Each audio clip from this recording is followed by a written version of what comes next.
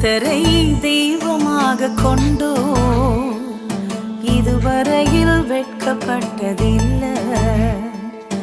அவரையே ஆதரவாய் கொண்டோ நடுவழியில் நின்று போவதில்லை.